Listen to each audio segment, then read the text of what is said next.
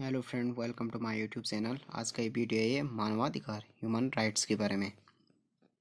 मानवाधिकार ऐसे अधिकार हैं जो प्रत्येक व्यक्ति को मानव होने के नाते प्राप्त होते हैं, भले उसकी राष्ट्रीयता, लिंग, वर्ग, जाति, व्यवसाय और सामाजिक आर्थिक स्थिति कुछ भी हो। मानव संरक्षण अधिनियम ह्यूमन राइट्स प्रोटेक्शन एक्ट 1993 की धारा 2 घ में मानवाधिकार की परिभाषा दी गई है।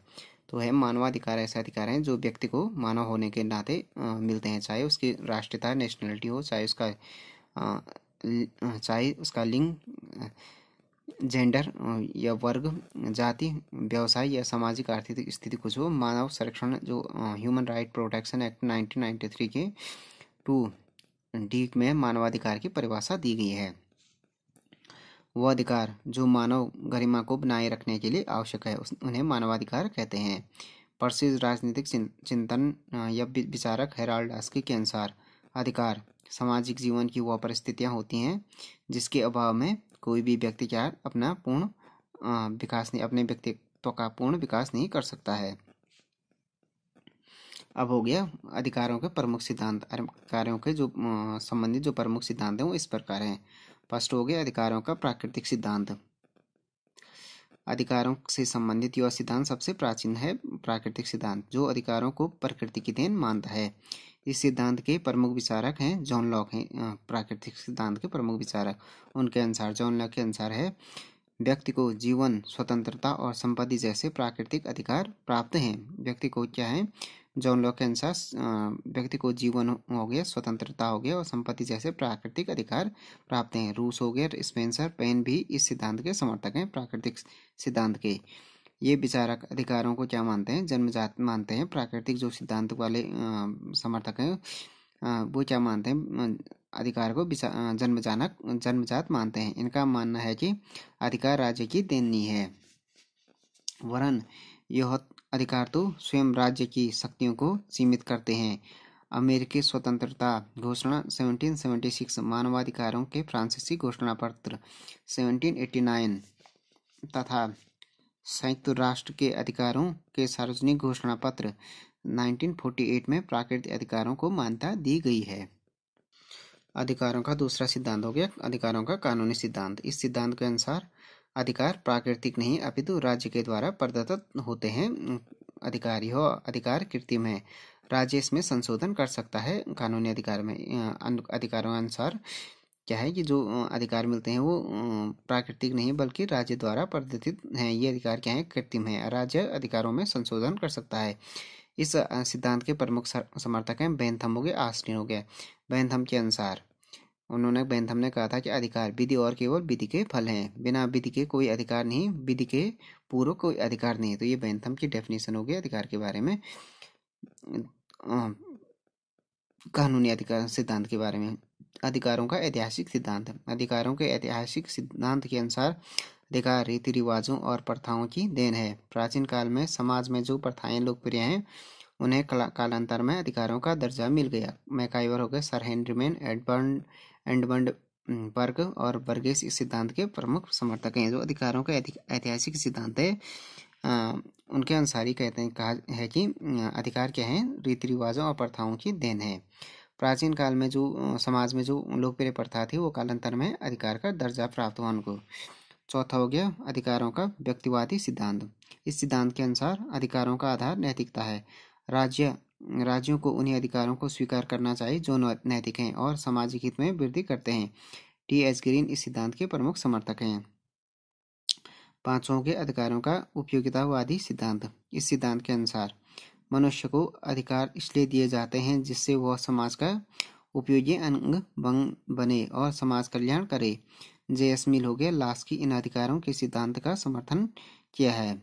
तो अधिकारों का उपयोगितावाद का सिद्धांत के अनुसार ये है कि मनुष्य को अधिकार इसलिए दिए जाते हैं ताकि वो क्या करे, समाज का उपयोगी अंग बने और समाज कल्याण करे। J.S. मिल हो गया, लास्की हो गया, इस सिद्धांत के प्रमुख समर्थन किया। इन दोनों उपयुक्त सिद्धांतों से स्पष्ट है कि प्रत्येक राज्य इन सभी सिद्धांतों में से कुछ न कुछ ग्रहण करते हुए अपने नागरिकों को विभिन्न अधिकार देता है। मानवाधिकार संबंधी घटनाएं। फर्स्ट हो गया मैग्ना कार्टा घोषणा पत्र। इंग्लैंड में वर्ष 1215 में जॉन का शासन था। उसे जनता ने टेम्स नदी रेनिमेड टापू पर घेर कर या मैग्ना कार्टा पर हस्ताक्षर करवाई। इंग्लैंड की जनता ने जेम्स 1215 में जॉन शासक था वहाँ पर, तो उसे जनता ने टेम्स नदी के रेनिमेड टापू पर घेर कर मैग्ना कार्टा पर हस्ताक्षर करवाई, जो ब्रिटेन के लोकतंत्र की क्या थी, आधारशिला माने जाते हैं। इस अधिकार पत्र के कुछ प्रबंध प्रमुख उपबंध थे। फर्स्ट हो गया किसी भी नागरिक को उस समय तक बंदी न बनाया जाए जब तक कि उसका अपराध सिद्ध न हो जाए। फर्स्ट ये हो गया कि किसी भी आदमी को तब तक बंदी नहीं बनाया जाए कि जब तक उसका अधिकार सिद्ध न हो, इस मैग्ना कार्टा में ये था। दूसरा था कि महान परिषद मैगम काउंसिल की सहमति पर ही राजा सामंतों पर कर आरोपित करेगा।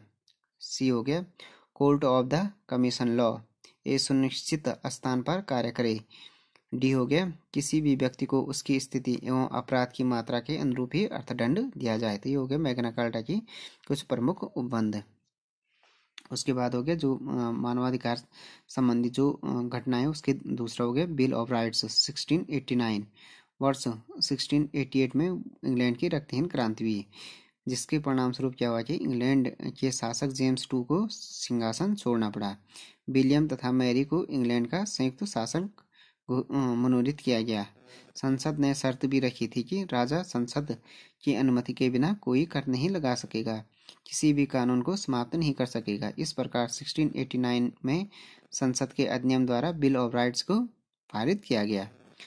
तीसरा हो गया अमेरिकी स्वतंत्रता की घोषणा 4 जुलाई 1776।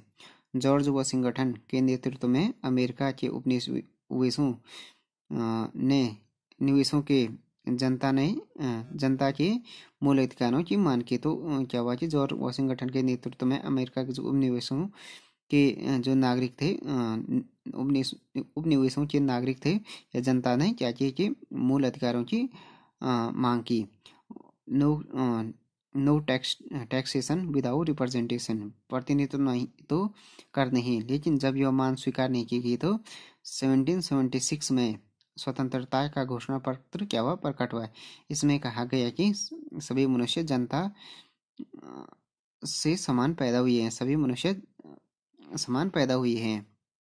सॉरी ये है सभी मनुष्य जन्म से समान पैदा हुए हैं। सॉरी यहाँ पे है जनता नहीं है, जन्म है। सभी मनुष्य जन्म से समान पैदा हुए हैं। उसके बाद हो गया फ्रांस की जो राज्य क्रांति थी 1789 में। वर्ष 1789 में फ्रांस की राज्य क्रांति हुई, जिसमें स्वतंत्रता, फ्रीडम, इक्वालिटी समानता एवं फ्रेटर्निटी भाईचारे के नारे दिए गए। ये 3 नारे प्रमुख थे फ्रांस की क्रांति के समय पर, स्वतंत्रता, समानता और भाईचारे, फ्रीडम, इक्वालिटी एंड फ्रेटर्निटी। क्रांति के बाद फ्रांस की जो राष्ट्रीय सभा थी rights of the man and citizen की घोषणा की। इसमें प्रमुख अधिकार थे कानून के समक्ष समानता, स्वतंत्रता, संपत्ति सुरक्षा, बोलने लिखने एवं प्रकाशन की स्वतंत्रता। उसके बाद हो गया अमेरिका अधिकार घोषणा 1791। अमेरिका के मूल संविधान में मौलिक अधिकारों का उल्लेख नहीं था, परंतु 1791 में संविधान में किए गए प्रथम जो 10 संशोधनों द्वारा नागरिकों के मूल अधिकारों को संविधान का अंग बनाया गया। यह 10 संशोधन सामूहिक रूप से बिल ऑफ राइट्स कहलाते हैं। तो फर्स्ट जब अमेरिका का संविधान बना तो उस समय मूल संविधान में मौलिक अधिकारों का उल्लेख नहीं था, परंतु जब 1791 में क्या हुआ कि प्रथम 10 संशोधन किए गए तो उसमें नागरिकों को मूल अधिकारों का अंग बनाया गया। यह 10 संशोधन सामूहिक रूप से बिल ऑफ राइट्स कहलाते हैं। छठवां हो गया साम्यवादी क्रांति 1917। सन 1917 में रूस में अक्टूबर क्रांति हुई। जनता ने अत्याचारी जार निकोलस के विरुद्ध विद्रोह किया। यह क्रांति निरंकुशता का नाश से प्रसिद्ध हुई तथा श्रमिकों की विजय से इसका अंत हुआ। साम्यवादी क्रांति होगी। उसके बाद होगी कुछ फैक्ट्स हैं, इंपॉर्टेंट पॉइंट हैं। भारतीय संविधान के भाग 3 में मौलिक अधिकारों का विस्तृत वर्णन है। 10 दिसंबर 1948 को 10 दिसंबर 1948 को संयुक्त राष्ट्र की महासभा ने मानवाधिकारों के सार्वभौमिक घोषणा पत्र को स्वीकार किया।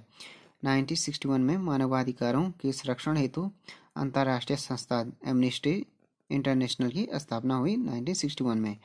1949 में यूएनओ युद्ध बंदियों से संबंधित जेनेवा संविधा जेनेवा कन्वेंशन स्वीकार की गई।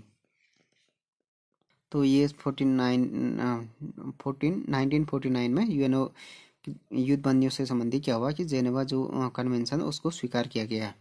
उसके बाद हो गया 20 नवंबर 1959 को संयुक्त राष्ट्र महासभा ने बाल अधिकारों की घोषणा की।